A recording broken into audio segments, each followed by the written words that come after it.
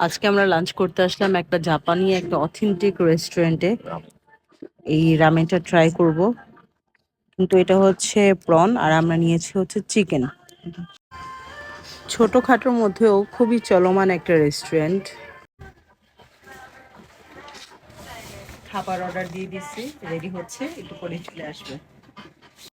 আমাদের লাঞ্চটা চলে আসছে। এক বোল স্যুপ দিয়ে গেছে। বাবার বাবা, কয়দিনে খাবো এগুলা? কতগুলা ভাত। শুরু করো। রানটা কি বিশাল! হ্যাঁ, এটা একটা কারি পোল। ফ্লেভারটা এত সুন্দর! উফ! এখানে অলওয়েজ খুব আস্তে কথা বলতে হয়, কারণ ওরা হচ্ছে জোরে কথা বলা পছন্দ করে না। অনেক মজা, অনেক।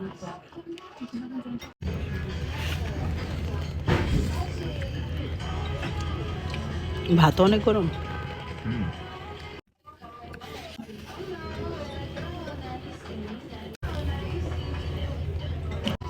খুবই অন্যরকম একটা খাবার, খুবই ইউনিক।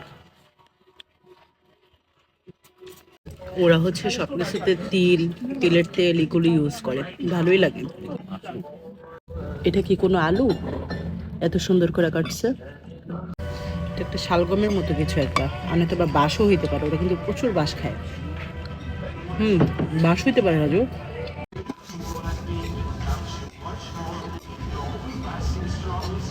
কি গরম!